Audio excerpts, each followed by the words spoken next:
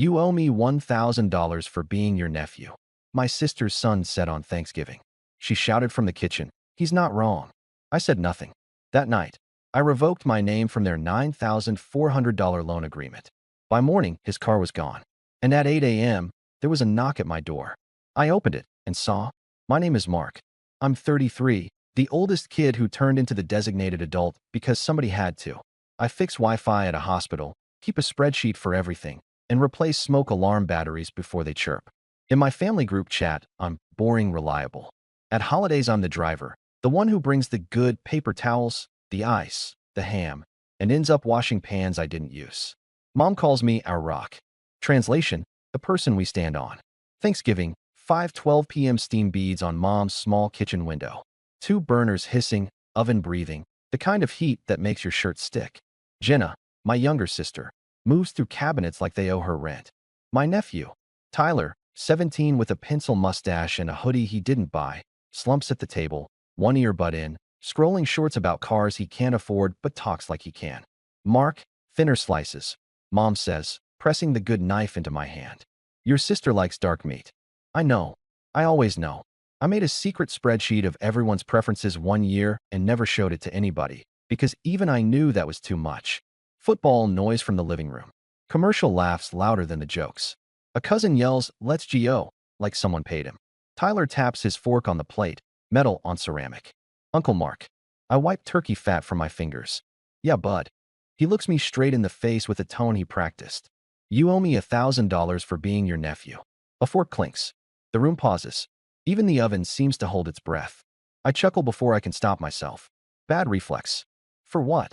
Existing, he says, shrugging. He spins his phone around. Some influencer in a hoodie looks into the camera. If they ain't investing in you, they ain't family. Big neon captions. Fire emojis. Tyler believes this more than breaks or interest rates. From the stove, Jenna shouts without turning. He's not wrong. Mom stirs gravy like she's punishing it. Let's keep voices down. Tyler pushes his chair back. The scrape sounds like a warning. I need $1,000 this week. I feel the quiet breaks I built for moments like this grab inside me. What for? He shrugs bigger. Car life. Gas. Tires. Stuff you wouldn't get. He says car, like it's a person I insulted. Jenna glances over her shoulder, smile thin as foil. Maintenance. Insurance. The economy is trash. You know. And you're the helper, Mom adds softly, hard idea in a soft voice. I am not mean. I am tired. Let's eat first, I say. We'll talk later. Tyler nods like a contract signed. Cool. I'll text my handle. The turkey is dry as paper. The cranberry tastes like fake summer. Jenna laughs too loud at a story about someone else's mistake. Mom keeps touching my elbow whenever a bowl needs passing. Tyler watches a clip of a speedometer pinned at 90 with a rap song over it and chews like nothing has consequences. Inside my head, a number flashes steady. $9,400. 2 years ago. Loan. Co-signed. Jenna. The car. I pass the rolls. I pass the gravy. I pass on setting myself on fire to keep the room warm. I say nothing. That's the first boundary. Silence where the yes used to be. Later, home smells like lemon soap and the quiet hum of my fridge. I sit at my desk, open my laptop, and click a folder named Jenna, CAR. Screenshots, PDFs, email threads, the original agreement with my careful signature under hers. People in my family edit memory. I keep receipts. I draft an email to the lender. Account hashtag / cosigner status / section 5 inquiry. I outline dates, missed payments, voicemails. I keep my tone clipped and polite, corporate enough to get answers. The last line. Please confirm the process to remove a cosigner when primary borrower repeatedly fails to meet terms. I don't hit send. My phone buzzes. Tyler, drop the $1K on $Tyron. No, please. No face. Just entitlement with a cash tag. The cursor blinks. My jaw unlocks. At 12:01 a.m., I press send. I brush my teeth, line my boots by the door, and lie down in a bed that suddenly feels like mine. Morning will be loud. I'm okay with that. I grew up where favors came with invisible price tags. Dad left when I was 10. He took the toolbox, a recliner, and the story that men disappear when bills arrive. He left debt. Mom learned to stretch dollars, then learned to stretch people. Jenna learned to charm the room and ask twice. I learned to fix things. Leaky sinks. Frozen screens. Grade panic at 11:52 p.m. with a printer that just won't. At 19, I was in a call center with 6 monitors, a script, and coffee that tasted like burn apologies. Have you tried turning it off and on again? Became my prayer and my punchline. I ate lunch at 3:17 a.m., a bag of chips that owed me nothing. I studied for the A+ certification between hold music and angry customers. I liked fixing what I could touch. People were trickier. Jenna was chaos wrapped in charisma.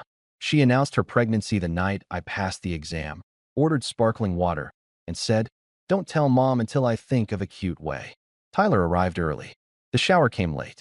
I bought the first car seat and told myself, this is what uncles do. When he cried at 2 a.m., I walked circles and whispered nonsense and promised a baby. He couldn't understand that I wouldn't be the kind of man who disappears.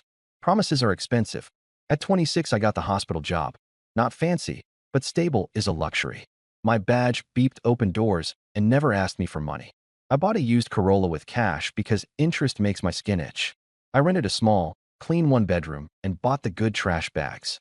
I slept. That's when Jenna and Mom started looking at my life like a store aisle. We'll take that stability and that ride and those favors. The asks started small. Can you spot me $40 till Friday? Field trip fee is due at noon. Tyler needs cleats, like today. Then the asks dressed as emergencies. They'll shut off the lights. They'll kick him from the team. They'll cancel his dental appointment, and then what? The word they did a lot of work. I kept a file called Family Help, not to hold against anyone, to stay attached to reality. $20 here, $60 there, $400 once for 2 weeks. That became, you're a blessing. Gratitude lasted a day. The bill lasted 30. 2 years ago, Jenna said, Tyler needs a car for school and work. She had a part-time salon desk job and a credit score shaped like a frown. The salesman wore a tight suit and a tighter smile. The sedan had a balloon tied to the mirror and a tree air freshener in the cup holder like an apology in advance. Payments are manageable, the salesman purred. Interest? I asked. Introductory. He winked at me, not at Jenna. Down? I asked. Flexible, he said, which is sales for we'll bend you. He slid papers across fake wood. We just need a cosigner. Formality. In our family, formality means future leverage. Mom squeezed my elbow. Just until she builds credit. Tyler stood outside the glass, taking a selfie with the car like it was already his. He turned the screen to me. A midnight blue dream. Comments stacked. W. Clean. Your uncle lit. He grinned, and for a second I saw the baby I promised in the half-dark. That part of me signed. Loan, $9,400. Monthly, $289. Insurance, ugly.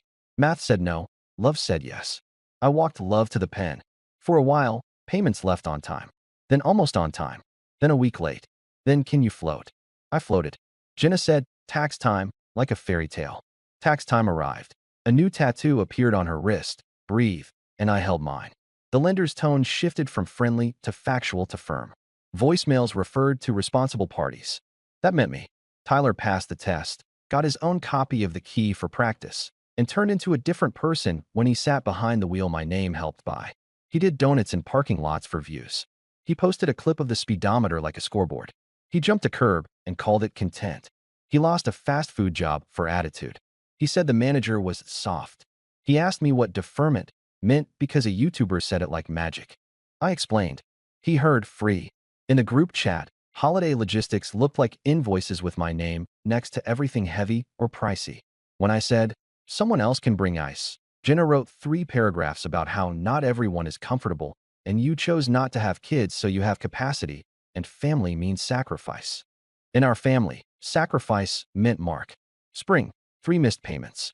1 lender call where I paid to stop escalation. Last time I said, promise, Jenna said. Her promise is a sound like oops. Summer. Tyler's car got a spoiler gifted by a friend who couldn't afford gifts. He filmed himself revving at a stoplight like being loud was a personality. He unfollowed me for hater vibes and followed 8 pages with men pointing at text bubbles about alpha money. Mom's role, silence in public, pressure in private. Your sister has a lot on her plate. You have a good heart. Don't be like your father. Don't leave us. I didn't leave. I funded the staying. So when Tyler said on Thanksgiving, you owe me $1,000 for being your nephew, and Jenna shouted, he's not wrong. Something finished cooking in me. Not rage, math. I remembered the contract, the policy, the folder. I pictured my name like a keyring on their belt. I wanted it back. That night, I drafted the email. I asked the boring, powerful question, the one you use when you're done being furniture. I slept like I'd finally clocked out of a shift I never got paid for. Morning would take attendance. At 7:18 a.m., the lender replied in perfect corporate. As a co-signer, you're jointly responsible. However, under Section 5, we allow account separation when the primary borrower is in sustained non-payment. To proceed, please confirm revocation of guarantor authorization. There was a secure link, a checkbox, a door. I wrote one word, proceed. The form was ugly and merciful. Check. I revoke being treated as guarantor going forward. Check. I understand the borrower remains responsible. Check. I acknowledge repossession may occur per policy. One more box. Initiate repossession now? I left it unchecked. I didn't need a trigger. Gravity works. I clicked submit. The spinner spun. Thank you. Coffee. Hands around mug. Phone face down. Breathe. 7:59 a.m. A text from Jenna. Swing by mom's later. Tyler's money. He's serious. I didn't reply. 8:03 a.m. A knock. 3 hard knuckles. Official rhythm. Peephole. Navy jacket. Clipboard. Chrome flashing behind him. Tow truck idling at the curb. Hazards pulsing like a slow heartbeat. I opened the door. Jenna pushed in first. Bun crooked. Pajama pants crammed into boots. Mom followed, clutching a grocery bag like a shield. Tyler last. Hoodie up. Phone out. The documentarian of his own disaster. What did you do? Jenna demanded. 0 hello. The man nodded to the hall. We already recovered the vehicle at 6:49 a.m. from the listed address. This is the notice. He held a paper. Jenna slapped it away. We were going to pay today. You were going to ask me for 1,000 today, I said. Different verbs. Mom's voice trembled. Sweetheart, the kind of sweetheart that asked you to let them keep the steering wheel. Sit, I said, pointing at the table. We're not sitting, Jenna snapped. You're fixing it. The man hovered. I said, 1 minute. He vanished, doors soft behind him. We faced each other in my small living room that suddenly felt like a courtroom without a judge. You canceled the loan, Jenna said. I removed myself, I said. The lender enforced the contract. This is betrayal, Mom whispered. This is correction, I said. Tyler crossed his arms, eyes flat. You owe me 1,000. I owe you honesty, I said. I'm not your bank. Jenna laughed, brittle. You Googled boundaries, huh? I looked at numbers, I said. 3 missed payments in spring, 2 in summer, 1 last month. Late fees, warnings, the time I covered to stop escalation. Screenshots, receipts, the whole file you pretend doesn't exist. You always think you're better, she said. No, I said. I think I've been worse to me than to you, and I'm done. Tyler lowered the phone a little. So what do I do now? Start paying 1 bill on time. Phone. Every month. Pull your credit report. Bus pass. Save. Work. Repeat. Bus pass. He sneered, but the sneer didn't reach his eyes. Mom tried the old magic word. Family. Family without boundaries is a subscription you forget to cancel, I said. Jenna stabbed a finger at my chest. You did this to us. You did this, I said gently. I just stopped hiding it. Silence swelled. The tow truck clicked. Someone upstairs flushed. What do you want? Jenna finally asked. I want to be invited to dinner as a person, not a plan, I said. I want you to call the lender yourselves. I want Tyler to stop learning manhood from men who point at captions. I want respect that doesn't expire when I say no. She picked up the notice like it might bite. You'll regret this. I regret teaching you could spend me forever, I said. Tyler looked at me for a full second like a kid and not a comment section. Will you show me that credit report thing? Yes, I said. When you want to learn, I'll teach. I won't fund. Jenna pulled the door open. We're done.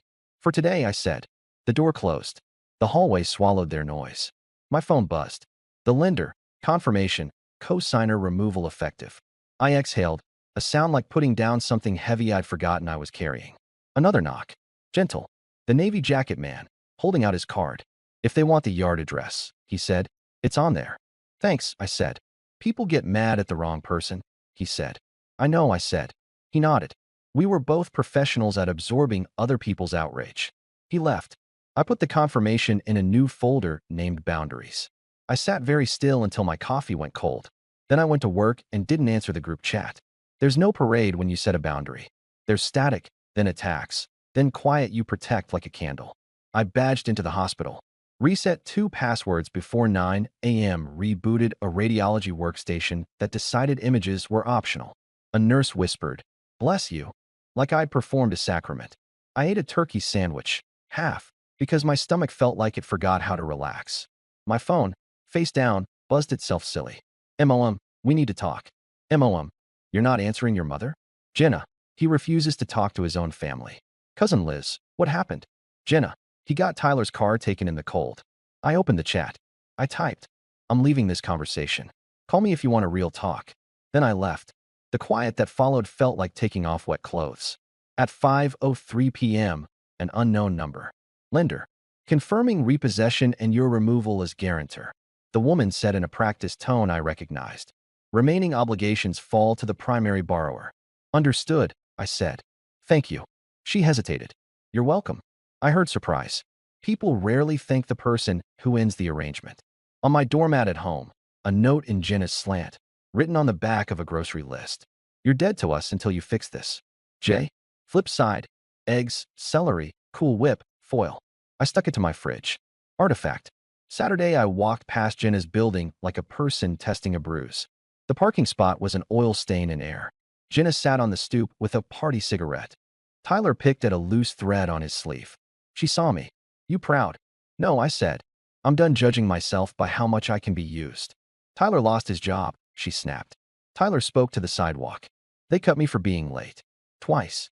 And for calling your manager soft," I added. He half smiled, ashamed. "Yeah. I'm sorry," I said, and I meant it. Not guilty, sad. Consequences are heavy even when they're honest. "You could call the yard," Jenna said. "Tell them it was a mistake." "It wasn't," I said. "It was math. You love money more than us." "I love not being controlled by panic that repeats." "You'll see," she said. She didn't finish the sentence. There was nowhere to go. I went home and cleaned like ritual. Vacuum lines. Fresh sheets. A junk drawer told the truth. I made a folder in Boundaries called Proof and dropped the lender letter, the picture of the note, a screenshot of my left chat. Not to weaponize. To remember. Sunday, Mom called twice. I picked up the third. "You hurt your sister," she said without hello. "We don't do that." "I stopped guaranteeing a loan I never should have signed," I said. "You don't have to be cruel." I was quiet. I didn't blast anyone. I just took my name off a problem that eats me. "You always think you're better." It meant, "You're like your father." "I think I stopped being worse to me than I am to you," I said. She sighed a new way. "What about Christmas?" "I might stay home." Silence. Then, "We'll miss you." No weapon in it. I didn't trust it yet. I appreciated it anyway. That night, 1:07 a.m., a text from Tyler. "They want $600 just to release it." Mom made a GoFundMe. I told her not to put my face. "Can I ask a question?" "Always," I wrote. "How do I fix my credit for real?" We met at a diner with sticky menus. He looked different without the car. Smaller, more present. He watched the door like Jenna might blow in. She didn't. "Mom would kill me if she knew," he said. "We can tell her," I said. "I don't do secret relatives." "Not today," he said. "Just tell me the truth." So I did. Credit utilization. Pay history. Free reports. Why minimums are traps. How same as cash isn't. Why autopay beats vibes. He took notes. He asked if he should get a builder card he saw online. "Later," I said, after 6 green checks on the phone bill. He asked what APR stands for and didn't joke when I told him. He asked if I hated him. "I hate what I taught you," I said. He paid the check with a 20 in quarters and did math out loud. The tip was weird. I said, "Thanks for lunch." It sat right. He stood a little taller. Jenna found out. Of course. Group chat lit like a flare. "Jenna, you met my son behind my back." "Me." He asked for help with credit. I answered, "MOM, this is hurtful." "Me." Boundaries aren't hurt. They're locks." Jenna, "Christmas is canceled unless you fix this." "Me." "Christmas doesn't have a gatekeeper." Jenna, blocked. I left the chat again. Peace isn't a setting, it's a habit. Work got quieter in my head. I wasn't reading 6 essays an hour about how I ruined lives. I slept and didn't wake at 3 a.m. to check if the crisis needed me. It didn't. Not mine anymore. Envelope. Confirmation of cosigner removal. Plain type. No confetti. Boundaries/proof. Done. Mom tried pity as strategy. "Your sister isn't sleeping. We're walking on eggshells. Your aunt says you're different." "I am," I said. "That's the point." 2 days later, Tyler sent a photo of a bus pass. Then a screenshot of a $75 deposit from Pizza Hub. Then, got yelled at. Didn't mouth off. Kept the shift. I texted back, "That's an adult W." He replied with a single FR. Late Thursday, there was a gentle knock. I opened the door. Jenna stood alone. No grocery bag prop. No camera. Just red eyes and a coat zipper stuck halfway. "Mom's mad at me," she said. "She said I should have made you fix it sooner." "What do you need?" I asked. "Not money," she said, and the air changed. "Just, how do I even start? Every time I try to budget, I panic and buy pizza." "Come in," I said. We sat at my table. I made tea because hot mugs help when your hands don't know where to go. She didn't sneer at the herbal. Progress. We made a list. Call the lender and ask about hardship options. Sell the TV. Cancel 3 subscriptions. Text her boss. "I'm available for extra shifts. Not sorry." Ask the neighbor to split internet. Write down actual numbers instead of vibes. Tell Tyler the totals. Choose a bus route. Pack a lunch twice a week. Small boring moves that don't upload well. She wrote it down in big loops. "Tyler thinks I hate him," she said. "He can be mad and still do the right thing," I said. "Both can exist." "I hate that you're right." "Me too," I said, and we both smiled at the same time for the first time in weeks. She didn't apologize. I didn't demand it. We were busy with something better, a plan. At the door, she paused. "Do you hate me?" "No," I said. "I love you. That's why I stopped." She nodded like she'd heard the language before, but never in our house. She left. 2 mornings later, Tyler called from a bus. 32 minutes if I catch the 14. An hour 16 if I miss it. "You'll get good at the timing," I said. He laughed. "I already am." That afternoon, he texted a green check. Phone bill paid. Then, 2 in a row. Progress stacks. It's not pretty. It's real. Mom's call slowed. When she called, she opened with weather, not war. "It might snow," she said. "Be careful driving." "I will." We both heard the new shape. I bought a set of pans that didn't wobble. I cooked eggs that slid. I cleaned up only my mess. The quiet was full, not empty. I put the bus pass photo next to the lender letter in boundaries. New family album. December went gray in that soft city way. The group chat kept assigning pies to people. Nobody assigned me anything. I tapped leave conversation, and it didn't feel like exile. It felt like a shift change. 2 days before Christmas, a card arrived with Jenna's handwriting. Inside, Tyler in a Pizza Hub cap, smiling like he hates that he's proud.